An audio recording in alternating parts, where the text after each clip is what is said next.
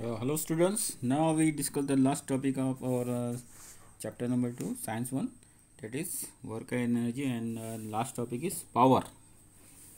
Now here some questions are asked you. Can your father climb a staircase as fast as you can? म्हणजे तुमचं घरचं जे जिना आहे ते तुमचे पप्पा लवकर चढू शकता का तुम्ही, असं क्वेश्चन विचारलं. ऑफकोर्स तुम्ही लवकर चढू शकता. Will you fill the overhead water tank with the help of bucket or an electric motor? तुमच्या गच्चीवर समजा एखादा टँक ठेवला आहे, पाण्याचा टँक, तर तुम्ही ते आपल्या हाताने लवकर भराल बकेटनी किंवा इलेक्ट्रिक मोटरनी ते लवकर भरेल. तर इलेक्ट्रिक मोटरने आपण ते लवकर भरू शकतो.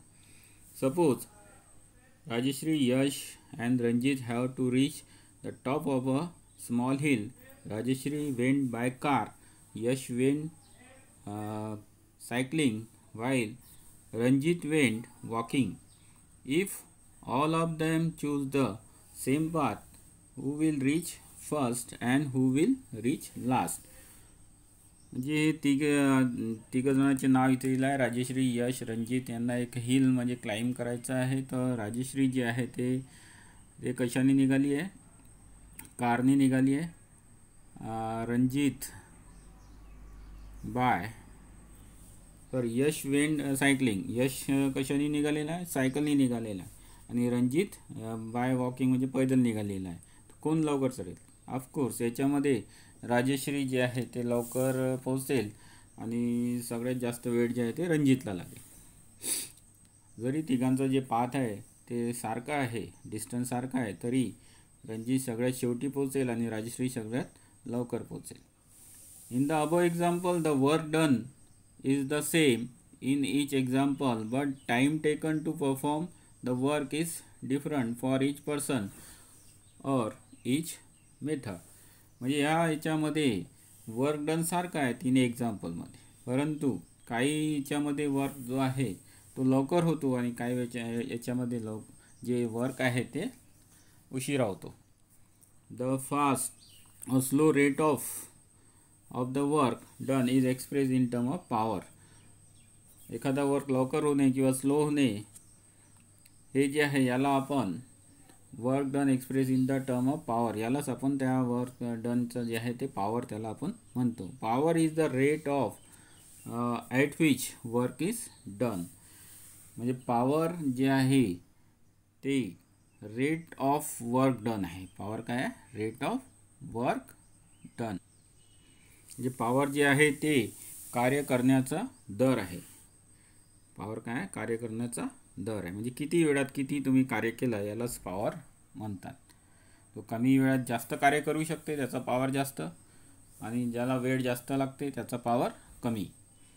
If W amount of work is done in time T, then power is equal to work upon time. पॉवरचा काय फॉर्म्युला आहे? Work upon time. Therefore P is equal to W upon T. Power is equal to work upon time. In SI system the unit of work is joule. वर्कचा unit joule आहे आपल्याला माहीत आहे. So the unit of the power is joule per second. आणि पॉवरचा जे unit आहे ते जूल पर सेकंड आहे. दिस इज कॉल्ड वॅट, आणि यालाच काय म्हणतात? वॅट म्हणतात. 1 watt is equal to 1 joule upon 1 second. 1 watt म्हणजे काय? 1 joule per second, 1 second. In the industrial sector the unit use to measure power is called as horse power. इंडस्ट्रीमध्ये जे आहे ते वर्क जास्त होत असते म्हणून त्यांचं जे युनिट आहे मोठा युनिट असते त्याला हॉर्स पॉवर म्हणतात. 1 हॉर्स पॉवर म्हणजे काय बघा इथे. 1 horse power is equal to 746 watt. 746 वॅटचा 1 हॉर्स पॉवर होतो.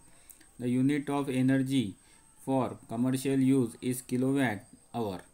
आणि कमर्शियलसाठी जे युनिट आहे पॉवरचं युनिट ते किलोवॅट आवर आहे. किलोवॅट आवर म्हणजे काय? 1000 joule work perform in 1 second. एका सेकंदामध्ये समजा 1000 जूल वर्क झाला असेल तर त्याला 1 किलोवॅट पॉवर म्हणतात. 1 kilowatt hour, 1 kilowatt hour that is 1 kilowatt work into 1 hour that is 1000 watt into 3600 second सेकंदामध्ये त्याला कन्वर्ट केला आपण आवरला. Therefore it is equal to एक मोठा नंबर आला आहे 36000000 जूल. म्हणजे याला आपण पॉवरच्या याच्यामध्ये कन्वर्ट करू 3.6 इंटू 10⁶ जूल आहे. 1 kilo watt is equal to 3.6 into 10⁶ joule हे आपल्याला पाठ ठेवायचं आहे. Electricity use for domestic purpose is measure in unit of kilowatt hour. इलेक्ट्रिसिटीला कशामध्ये मोजतात? किलोवॅट आवर म्हणजे मोठा युनिट यूज करतात. 1 kilowatt hour is equal to 1 unit आणि 1 किलोवॅट म्हणजे 1 युनिट होते. हे लक्षात ठेवायचं आपल्याला. बाजूला एक तुम्हाला पिक्चर दिलेला आहे बघा. एक सायंटिस्टचा इथे पिक्चर तुम्हाला दाखवलेला आहे. फिगर तुम्हाला दाखवली बघा. The steam engine was invested in 1781 by the Scottish scientist James watt. Steam engine यांनी काढलेला होता. जेम्स वॅट नावाचे सायंटिस्ट होते. This invention brought about and industrial revolution आणि याच्यामुळे एक इंडस्ट्रियल रिव्हॉल्युशन झाला, मोठी म्हणजे क्रांती झाली.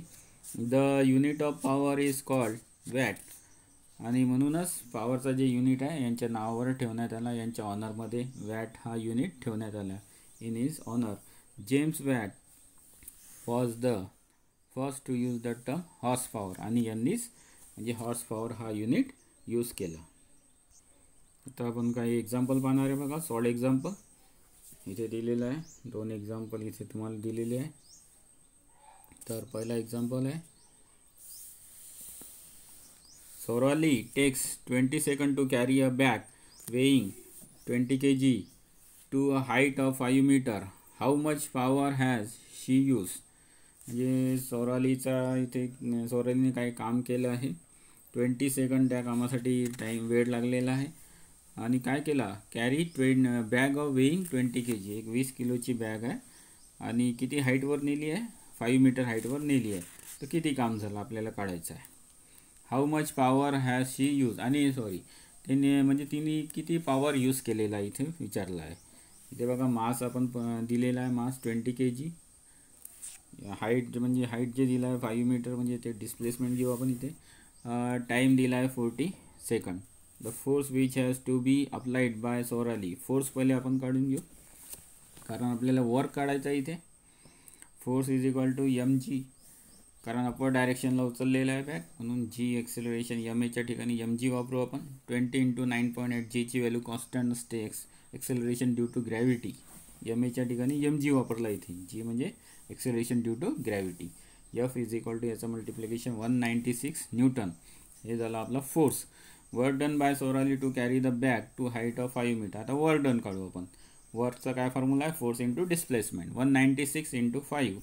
फोर्स 196 न्यूटन आहे आणि जे आहे डिस्प्लेसमेंट 5 मीटर आहे. तर टोटल याचं मल्टिप्लिकेशन 980 जूल. वर्क निघाला. आता आपण पॉवर काढू. पॉवरचा फॉर्म्युला आहे वर्क अपॉन टाईम म्हणजे 980 upon 40.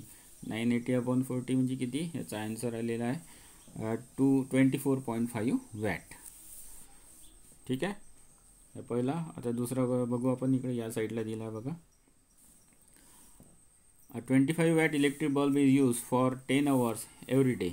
How much electricity does it consume each day? म्हणजे काय केलं आहे? एक बल्ब वापरलेला आहे 25 वॅटचा. किती वॅटचा? 25 वॅटचा आणि 10 आवर्ससाठी तो प्रत्येक दिवशी वापरला जातो. How much electricity does it consume each day. तर एका दिवसामध्ये तो किती इलेक्ट्रिसिटी कन्झ्युम करतो हे आपल्याला काढायचं आहे.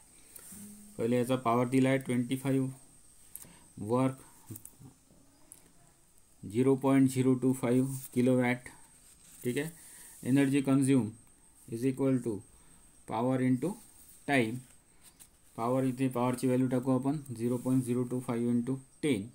देअरफॉर 0.25 किलोवॅट आवर एवढी एनर्जी त्याला पूर्ण तो कन्झ्युम करेल. तर अशा प्रकारे आपण हा पूर्ण टॉपिक संपवलेला आहे. तर या चॅप्टरचे तुम्हाला पूर्ण एक्झरसाइज तुमच्या बुकामध्ये लिहायची आहे आणि हा चॅप्टर तुम्हाला कंप्लीट करायचा आपल्या बुकमध्ये.